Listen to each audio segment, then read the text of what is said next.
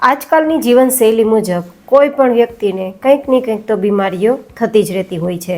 તો આજ તમારી સાથે જે ચટણીની રેસીપી શેર થશે ને તે એટલી હેલ્ધી છે કે તમને ન ગણી શકાય તેટલી બીમારીઓથી દૂર રાખશે. તો જેમના માટે સૌથી પહેલી હેલ્ધી સામગ્રી લેશું આપણે મીઠા લીમડાના પાન, જે ન માત્ર ખરતા વાળને અટકાવશે પણ તમારા હિમોગ્લોબિનને પણ વધારવામાં કામ કરશે. ડાયાબિટીસ, કોલેસ્ટ્રોલ, પછી તો કે બીપી, થાઇરોઇડ, વધતા વજન અને પેટની સમસ્યાઓનું પણ સમાધાન કરે છે. આ મીઠા લીમડાના પાનને પહેલાં ધોઈ લેવાના છે અને પછી તેની ડાળી કાઢી અને માત્ર તેના પાંદનો ઉપયોગ કરવાનો છે. તો પાંદને લઈ અને તેને મિક્સર જારમાં લઈ લેશું. બિલીવ મી ગાઈઝ, આ જે સામગ્રીઓના કોમ્બિનેશનથી તૈયાર થતી ચટણી દરરોજની માત્ર 1 ચમચી તમારે ખાવાની છે અને તેના અદ્ભુત ફાયદા મેળવવાના છે. તો અહીંયા આપણે અડધા કપ જેટલા મીઠા લીમડાના પાન લીધા છે ને તેને મિક્સરમાં લઈ લેશું. હવે આપણે બીજી હેલ્ધી સામગ્રી લેવાના છીએ ફુદીનો. ફુદીનો છે એ ન માત્ર તમારા પેટને ઠંડક આપે છે, જો કે અત્યારે ગરમીઓની સિઝન છે તો ફુદીનો તો કોઈને કોઈ રીતે ખાવો જ જોઈએ અથવા પીવો જોઈએ પાણીમાં ઉમેરીને, કારણ કે તેની અંદર રહેલી મેન્થોલ પ્રોપર્ટીઝ આપણા પેટને અંદરથી ઠંડક આપે છે.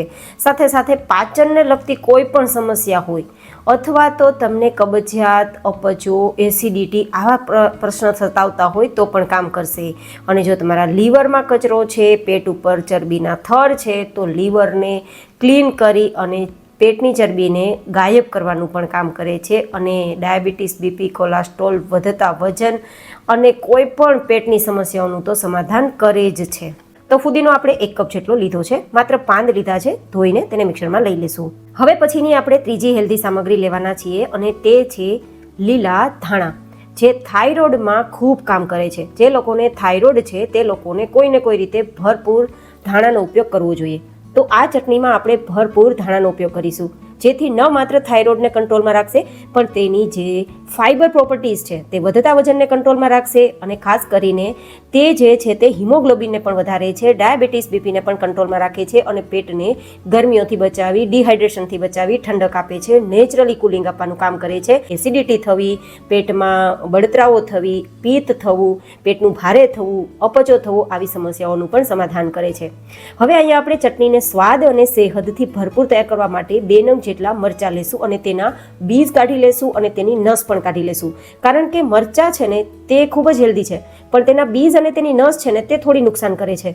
તો જે નુકસાન કરે ને તે ભાગ કાઢી લેવાનો અને ફાયદા કરે તે ભાગ લઈ લેવાનો, કારણ કે મરચામાં વિટામિન સી અને સેલેનિયમ હોય છે, જે આપણા લોહીને પાતળું રાખી અને આપણા હૃદયને મજબૂતી આપવામાં કામ કરે છે.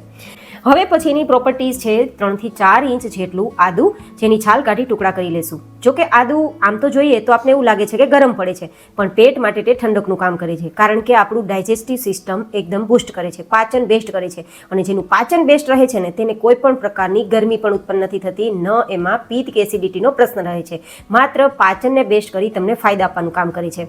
હવે તેમાં આપણે અડધી નાની ચમચી જેટલું સેંધા નમક ઉમેરીશું, જેથી બીપીના પેશન્ટ પણ આ ચટણી ખાઈ શકે. એટલા જ પ્રમાણમાં આપણે ઉમેરેલું છે. અને અડધા લીંબુનો રસ, જે ચટણીનો સ્વાદ પણ વધારશે અને વિટામિન સી હોવાથી હાડકાં પણ મજબૂત કરશે અને સ્કિન અને વાળ માટે પણ ફાયદા કરશે. હવે આને આપણે એકદમ અધકચરી વાટી લેશું. એકદમ લીસી પેસ્ટ નથી બનાવવાની, અધકચરી વાટવાની છે, જેથી તેના પોષક તત્વો મળી જાય. આ ચટણીને 7-8 દિવસ માટે એરટાઇટ ડબ્બામાં ભરી ફ્રીજમાં સ્ટોર કરીને રાખી શકો છો. જમવા ટાઈમે દરરોજની 1 ચમચી તમે ચટણી ખાશો કોઈ પણ સમયે, તમારા આગળ બતાવ્યા પ્રમાણેના બધા જ ફાયદા થવાના છે અને તમે હેલ્ધી રહેવાના છો જ્યાં સુધી જીવો ત્યાં સુધી. આઈ હોપ કે તમને આ very delicious and very healthy ચટણીની રેસીપી પસંદ આવી હશે. પસંદ આવી હોય તો વિડીયોને લાઇક કરજો, ચેનલને સબસ્ક્રાઇબ કરજો. ફરી મળીશું નેક્સ્ટ રેસીપીમાં. ત્યાં સુધી stay healthy and stay happy.